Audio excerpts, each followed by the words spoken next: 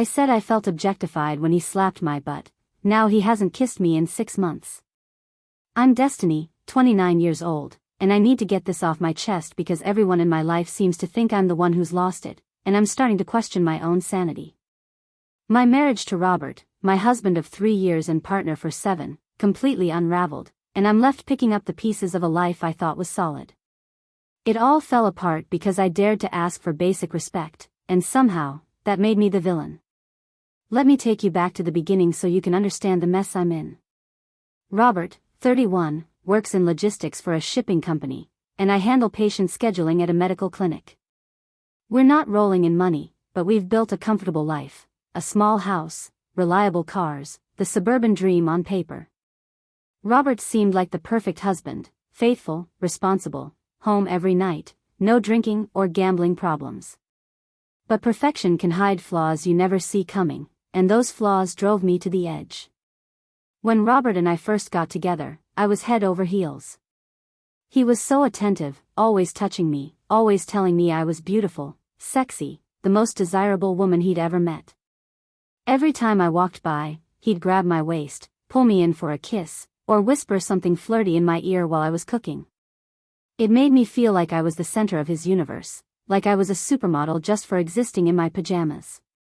My friends were jealous, their partners barely noticed them, while Robert couldn't keep his hands off me. A hug goodbye in the morning would leave him visibly flustered, and he'd make comments about my body, how I looked in a dress, how much he wanted me. It was intoxicating, and for years, I basked in it, feeling desired and adored in a way I'd never experienced before. But around year 4 or 5, that attention started to feel suffocating. What was once flattering became exhausting. I couldn't do anything without Robert turning it sexual. I couldn't hug him without feeling him get aroused. I couldn't bend over to pick up a pen without a comment about my figure. Even when I was sick with the flu, he'd still find ways to touch me inappropriately, like I was some kind of fantasy object instead of a person who just needed a moment to breathe.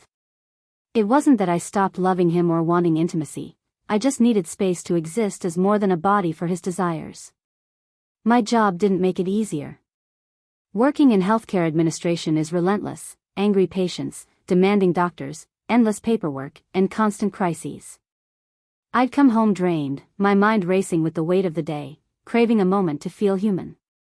But Robert would be there, ready to pounce the second I walked in, not with a, "How was your day?" but with a, "You look so hot in that skirt." It wasn't sweet anymore, it was infuriating. I wanted him to care about the patient who broke down in my office or the insurance claim that kept me up late. Instead, he'd grab my butt while I was washing dishes or press himself against me while I was folding laundry, oblivious to the fact that I was barely holding it together. I tried to drop hints. When he'd make a sexual comment, I'd change the subject or give him a look. When he'd touch me while I was busy, I'd step away, hoping he'd notice. I even tried joking about how predictable men were when he'd get turned on during a simple hug. But Robert didn't pick up on it.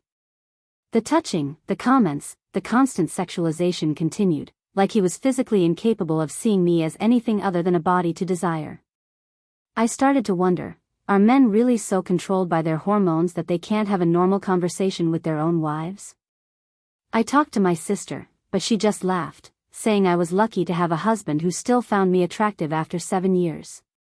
My coworkers were no better, they'd roll their eyes, saying their husbands barely looked at them anymore. But they didn't get it. There's a difference between being desired and being objectified, between feeling loved and feeling like a prop in someone else's fantasy. Robert had crossed that line, and I was drowning in it. I started noticing how Robert interacted with others, his friends, coworkers, even strangers at the store.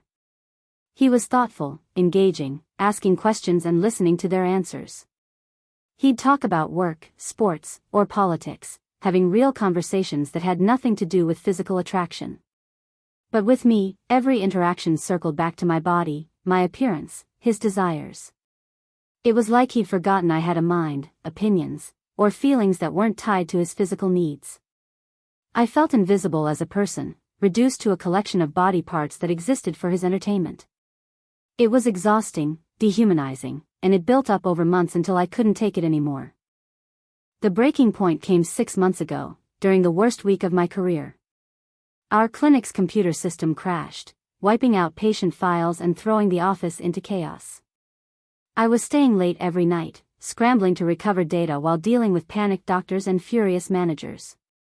I was mentally and emotionally spent, barely managing to keep up with basic household tasks. One evening, I was in our bedroom sorting through Robert's work shirts, trying to hold on to some shred of normalcy. He came up behind me, wrapped his arms around my waist, and started kissing my neck. I could feel him getting aroused, his body pressing against mine, and something inside me snapped. I wasn't a person to him in that moment. I was a stress relief toy, a distraction from his own day. I turned around, looked him dead in the eye, and let it all out. "I am so sick of you constantly sexualizing me," I said, my voice trembling with years of frustration. "It's honestly disgusting." The words hit him like a punch, his face registering shock, but I couldn't stop. "I can't even sort laundry without you getting turned on and pawing at me. I'm not just a body for you to grab whenever you feel like it. I'm a person with real feelings and real problems, and all you can think about is sex." Robert tried to interrupt, saying he was just showing affection, that he couldn't help his physical reactions, but I wasn't having it. "That's exactly the problem," I snapped. "You can't help yourself. You can't see me as anything other than a sexual object. Do you realize you haven't asked me about my day once this entire week? You haven't asked how I'm handling this crisis at work or if there's anything you can do to help, but you sure haven't missed a chance to grab my butt or tell me how hot I look." Robert looked confused, hurt, trying to explain that his attraction was natural, that he thought I liked the attention. But I was done caring about his feelings. I'd been carrying this for years, and I was at my limit. "There's a difference between love and objectification," I told him. "Love means seeing me as a complete person, not just a body that exists for your pleasure. Love means respecting my boundaries and understanding that I don't exist to turn you on every 5 minutes." I could see him getting defensive, but I didn't care. "From now on, I need you to control yourself. No more grabbing my butt when I'm trying to work around the house. No more sexual comments when I'm just trying to exist in my own home. No more getting aroused every time we hug like you're some teenager. I need you to see me as a person, not a sex object." My voice was steady, but inside, I was shaking. I'd finally said it, laid it all bare, and it felt like a weight had lifted. Robert stood there, processing my words for what felt like an eternity. Finally, he nodded and said he'd try to be more aware of how his behavior affected me. He said he never meant to make me feel objectified and promised to work on controlling his reactions. I felt vindicated, proud of myself for standing up and demanding the respect I deserved. That night, Robert slept on the couch, saying he wanted to give me space. I thought it was sweet, a sign he was taking me seriously. I fell asleep feeling like we'd had a breakthrough, like I'd finally gotten through to him, and things would change for the better. But the next morning, something was off. Robert was polite but distant, making his own coffee instead of brewing a cup for me like he usually did. He said goodbye before leaving for work, but there was no kiss, no hug, not even a glance in my direction. I figured he was still processing and needed time to adjust to the boundaries I'd set. But days turned into weeks, and this new behavior became our normal. He stopped complimenting me entirely. No more flirty comments, no more playful touches, no more signs that he found me attractive at all. Even innocent gestures, like a quick hug or a kiss goodbye, disappeared. It was like he'd flipped a switch, going from overwhelming affection to a cold, detached stranger. At first, I thought this was what I'd asked for. I'd wanted him to stop sexualizing me, and he had. But it felt wrong, like the warmth had been sucked out of our relationship. I tried to talk to him about finding a middle ground, a balance where he could show affection without crossing into objectification. But every time I brought it up, he'd say, "I'm just trying to respect your boundaries. I don't want to make you uncomfortable." His tone felt off, almost like he was being deliberately obtuse, missing the point on purpose. I started to miss the attention I'd once complained about, not the groping or inappropriate comments, but the feeling of being desired, of being the most beautiful woman in his eyes.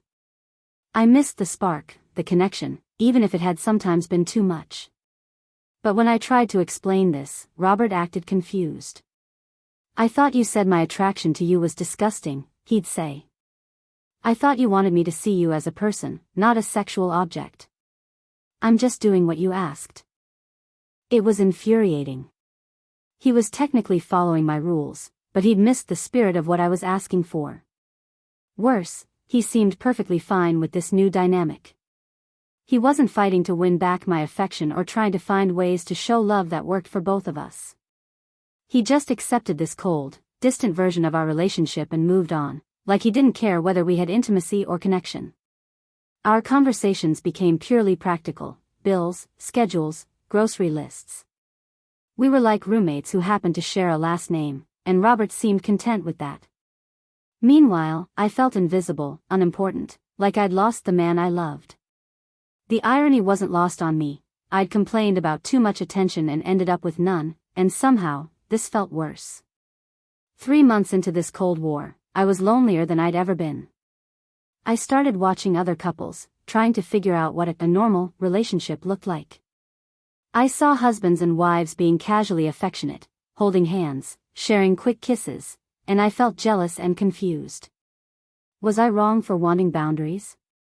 Was I unreasonable for expecting Robert to find a balance that worked for both of us? Or was he wrong for shutting down completely instead of trying to understand what I needed? The more I thought about it, the angrier I got. He'd gone from one extreme to the other, from overwhelming me with attention to giving me nothing, like he was punishing me for having needs. It felt manipulative, like he was trying to prove I was impossible to please. 5 months in, Robert announced he was going on a business trip to Dallas for a week. Normally, these trips meant constant texting, late-night calls, and both of us counting down the days until he was back. But this time, he seemed almost relieved to be leaving, and honestly, so was I. That should have been a red flag, but I was too caught up in my own frustration to see it. While he was gone, we barely talked, just a few check-in texts about his flight and hotel. "No, I miss you," "No, can't wait to see you." It was like we were both living separate lives, and for the first time in 7 years, we were okay with it. When he returned, something had shifted. He wasn't angry or cold, but there was a distance in his eyes that hadn't been there before. He unpacked methodically, answered my questions about the trip politely, and went to bed early, claiming he was tired. The next day, he was gone for hours, saying he had errands. I felt a pit in my stomach, like something big was coming. That Sunday evening, Robert asked to talk, and my heart sank. He sat across from me at our kitchen table, his face serious, and I wanted to run. "I did a lot of thinking in Dallas," he began, his voice careful. "About us, our relationship, what we want and need from each other." He paused, choosing his words. "I don't think we're compatible anymore." The words hit like a physical blow, but I tried to stay calm. "What do you mean we're not compatible?" I asked, my voice shaking. "We've been together for 7 years. We've always been compatible." But even as I said it, I knew it sounded desperate. Robert shook his head. "We were compatible," he said. "But somewhere along the way, we stopped wanting the same things. I want to be with someone who appreciates how I show love instead of finding it disgusting. I want to be with someone who makes me feel desired, not like a creep for being attracted to my wife."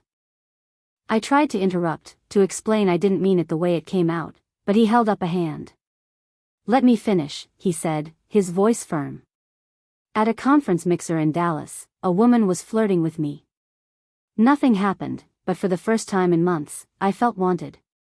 She laughed at my jokes, seemed interested in me, made me feel attractive and worth talking to. My heart raced. "So you're leaving me for some random woman?" I snapped. He shook his head. "I'm not leaving you for her. I'm leaving because that one evening showed me how miserable I've been for the past 6 months. I'm leaving because I remembered what it feels like to be appreciated, not just tolerated. I'm leaving because I want to be with someone who wants to be with me." I felt the ground disappear beneath me. "I do want to be with you," I said, but it sounded hollow. "I just needed you to respect my boundaries, to see me as more than a sex object. Robert's eyes flashed with anger. That's the thing, he said. I never saw you as just a sex object. I saw you as the most beautiful, amazing woman in the world, and I wanted to show you that every day. But you turned my love into something dirty. Now I can't even touch my wife without feeling like a predator. His words stung because there was truth in them. I tried to argue, to list all the times he'd crossed the line, but I couldn't think of examples that held up. Had he really been objectifying me, or was I just uncomfortable with how intensely he desired me? The bottom line is, we want different things, Robert continued. You want a relationship where physical attraction takes a back seat to emotional connection. I want one where I can express my attraction without feeling ashamed. Neither of us is wrong, but we're not right for each other anymore. Panic set in. We can work on it, I pleaded. We can go to counseling, find a compromise. But he shook his head. I'm not interested in working on it anymore. I'm tired of walking on eggshells, feeling rejected and unwanted by the person who's supposed to love me most. I'm tired of suppressing who I am to make you comfortable. So that's it? I asked, my voice shrill. 7 years, and you're giving up because some girl made you feel good about yourself? Robert's eyes hardened. 7 years, and you gave up the moment you called my attraction to you disgusting, he said. You decided my way of showing love was wrong instead of finding a way to make it work for both of us. He was right, and it silenced me. I'd drawn a line in the sand and expected him to change without compromise. The next few weeks were a nightmare of tense conversations and heated arguments. I tried everything, offering counseling, promising to be more affectionate, suggesting a vacation to reconnect. But Robert was unmoved. It's too late, he'd say. You can't take back what you said. You can't undo the past 6 months. I accused him of being unforgiving, of throwing away something good over one conversation. I even threatened to tell everyone he left me for a younger woman. He laughed, not amused. Go ahead, he said. Tell whatever story makes you feel better. The people who matter will know the truth. His indifference scared me. Within a month, he filed for divorce and moved into a small apartment downtown, taking only his personal belongings. The divorce was swift and painless, no kids, simple finances, but it felt like a death. I kept expecting him to change his mind, to realize he was making a mistake. But Robert never wavered. If anything, he seemed happier as the process went on, like a weight was lifting with every signed paper. My friends and family were sympathetic but confused. They'd always liked Robert and thought we were happy. When I explained he left because I asked him to stop sexualizing me, they looked at me like I was speaking gibberish. For months after he moved out, I saw him at the grocery store with a woman, maybe 26, pretty, natural, and clearly at ease with him. They were in the produce section, his arm around her waist, both laughing at something on his phone. It wasn't just seeing him with someone new that broke me, it was how happy he looked, like the Robert the first fell in love with 7 years ago, funny, charming, full of life. I realized he'd stopped being that person around me, and I'd been too focused on my own discomfort to notice. She leaned into him, giggling when he whispered in her ear, smiling when he kissed her forehead. She didn't look annoyed or objectified, she looked like she loved his attention. I followed them to the parking lot, not because I had a plan, but because I couldn't stop watching. He loaded groceries into a car that wasn't his, laughing in a way I hadn't heard in months. As they drove away, I stood there, feeling utterly destroyed. Robert wasn't miserable without me, he was thriving. The divorce finalized 6 months after he first mentioned separation. By then, his new relationship was serious, and my desperate attempts to win him back, showing up at his apartment, calling him crying, begging his friends to intervene, were pathetic. He was done with me, with us, in every way that mattered.